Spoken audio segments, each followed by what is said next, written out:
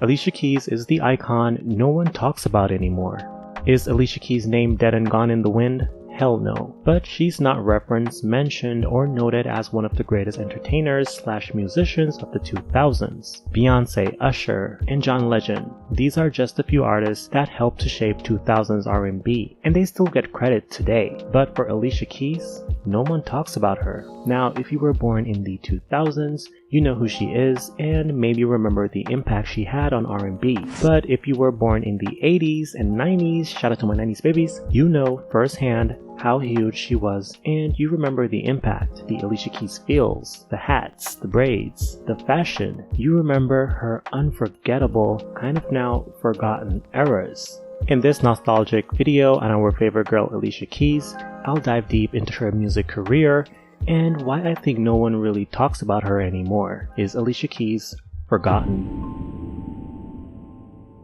Alicia Keys was a powerhouse right out the gate, being classically trained in piano at a young age and partaking in dance, singing, and theater. Being exposed to music while growing up in Hell's Kitchen, Manhattan, New York, had a young Keys composing songs by the age of 12. Columbia Records signed Alicia Keys when she was 15, but after disputes with the label, the singer signed with Arista Records, then eventually signed a deal with J Records. The artist's debut album, Songs in a Mirror, released in 2001, was huge, putting Alicia Keys on the map and making her an instant star. Alicia Keys' image would become immensely impactful in the early 2000s, as her look inspired a lot of people back then. She debuted with the cane rose, wearing minimal makeup and down-to-earth fashion, which made her stand out. Now the fashion wasn't basic, but it was more relatable.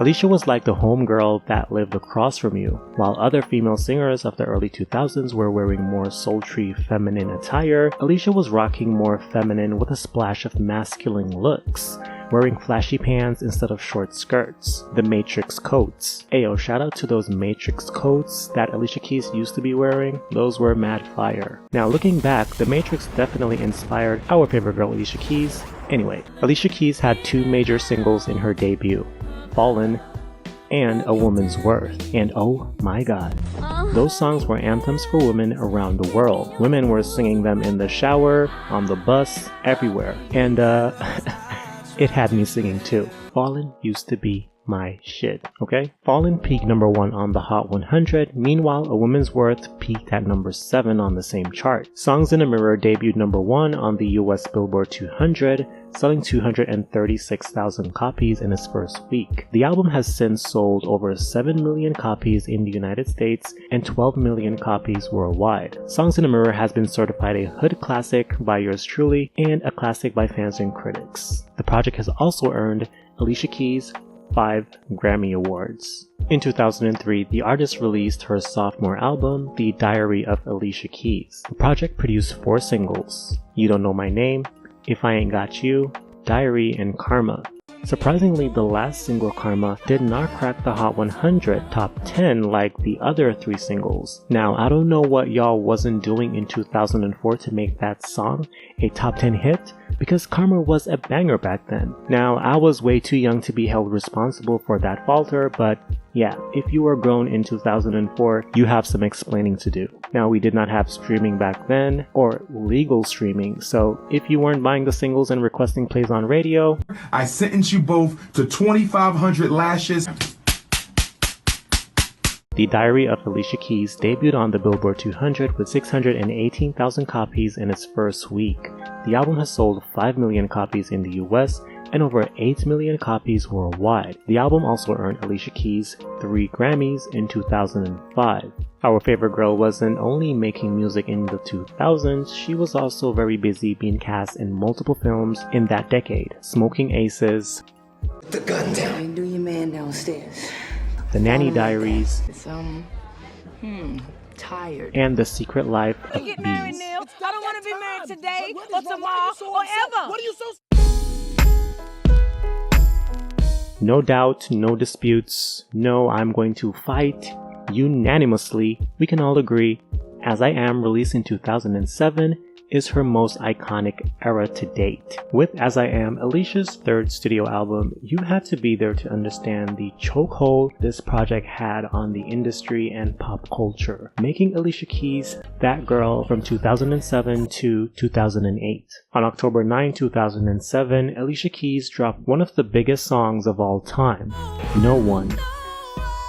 No One was released as the lead single from As I Am. The piano ballad is about being in love with someone to the point that nothing can get in between you and the person you love, hence the line, no one can get in the way of what I'm feeling. In the music video, Alicia Keys looks stunning while she celebrates and plays a piano in the rain inside a figure of what I'm assuming to be a piano. No One was the third most successful song of 2008 in Brazil and the United States, and the most listened to song on US radio. The song was also the sixth most successful song of the 2000s decade in the US. The song was remixed by many artists including Lil' Kim, Damian Marley, Junior Reid, Beanie Man, just to name a few. But the official remix featured rapper Cassidy. In 2008, it won Alicia Keys' Best R&B Vocal Performance and Best R&B Song at the 50th Annual Grammy Awards. As I Am debuted number 1 on the US Billboard 200, selling 742,000 copies in its first week and was certified septuple platinum by the RIAA.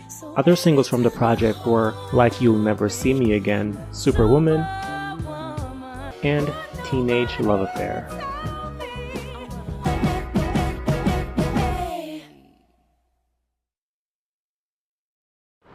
The Element of Freedom, Alicia Keys' fourth studio project released on December 11, 2009, was also a success, debuting at number 2 on the US Billboard 200 chart with 417,000 copies in its first week, and it received a platinum certification from the RIAA. Some of its notable singles are Try Sleeping with a Broken Heart and Unthinkable I'm Ready.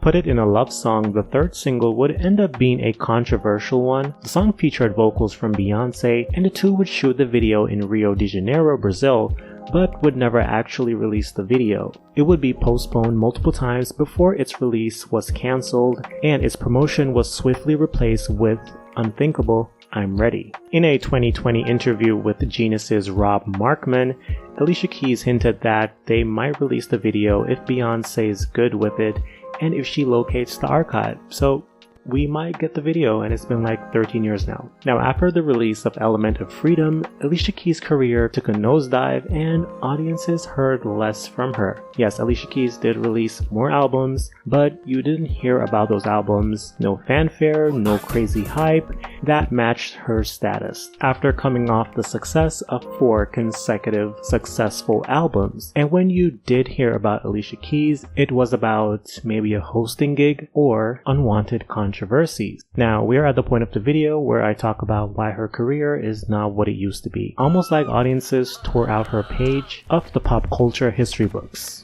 Wait, does that even exist? Well, for the sake of this video, it does. Homewrecker. Throughout Alicia's career, she has always sang songs that uplifted women and sang songs about women empowerment, and she always carried herself with a level of class you don't really see singers exude anymore. So when news that Alicia Keys had stolen producer Swizz Beatz, her husband, from his previous marriage with R&B singer Mashonda, people labeled her a homewrecker, and those claims tainted her public image. Alicia Keys and Swizz Beatz got married in 2010. The same year, Swizz Beatz would file for divorce from Mashonda. Mashonda would accuse Alicia Keys of being entangled with her then husband while they were still together. According to thethings.com, Mashonda would tweet, "My concern with is no longer the fact that she assisted in destroying a family, but that she has the audacity to make these selfish comments about love and wanting to be with someone, even after knowing their situation. I feel that after 1.5 years of you hiding this affair and acting like it doesn't exist, that is now the time to confront it. Since you talk so openly about it now, you have no idea how much pain I was caused because of this affair."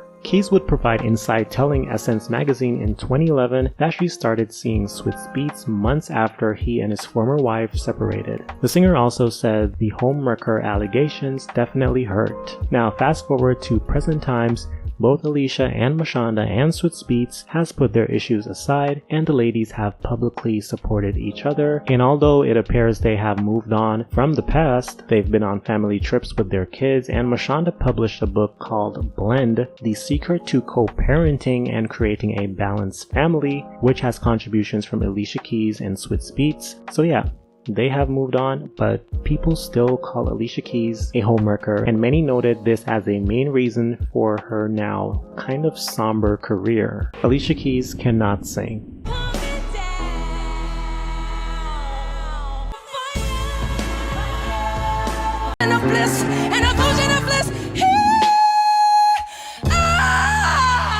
I used to love Alicia Keys, but once she stole Mashonda's husband, it was like the Lord just took a twinge of her vocal cords, like Ursula did The Little Mermaid. Maybe she can sing, she just had a couple bad performances over the last couple years, and her songs aren't that good anymore. Maybe I'm just mad. After the 2000s, a lot of people started to know that Alicia Keys' voice changed, and some even said that she couldn't sing anymore. Some would even go as far as to say her voice is bad now because she stole Swizz Beatz from Mashonda. Now, for the sake of me making this video, and because of these claims that she cannot sing anymore, I had to go back and listen to her albums that followed her 2009 album, The Element of Freedom, because after that album, that's when Alicia Keys started to fade into the background of the mainstream, in my opinion. And what I observed was that her voice definitely changed. The raspy, smooth voice, it is kind of not there anymore, and sounds like Alicia Keys is trying to maintain that, but it ends up sounding like she is straining. So I can definitely see why people are saying her voice has changed and that she cannot sing anymore, because it doesn't sound the same. I will say that with her later LPs released in 2020 and 2022, it sounds like she is working with her new voice and not trying so much, and her sound is definitely different. And so her sound has definitely changed. It's definitely different, but sounds a lot better with those last two albums.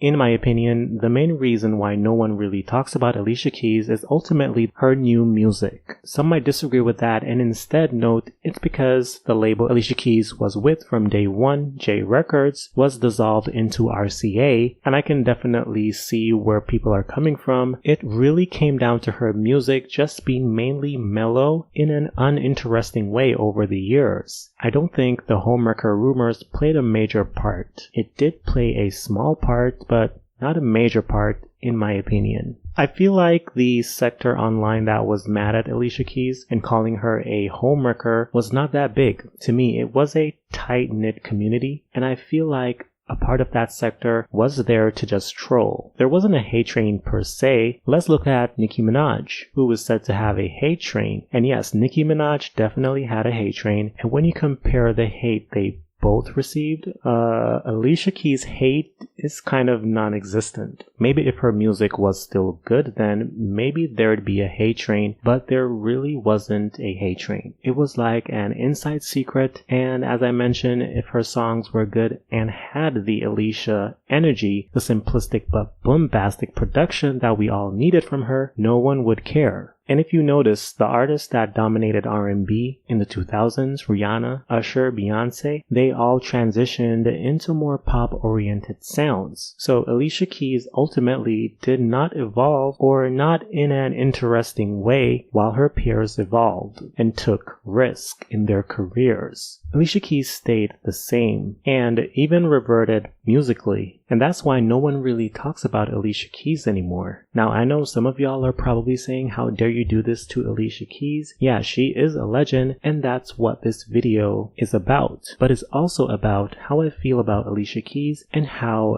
there's really no place for her in today's fast-paced music climate. Alicia Keys is a legend, but her presence and contributions to R&B is now almost erased. And although some of us might have not remembered the excitement and impact, some of us have not forgotten what it was like when she was literally dominating the 2000s.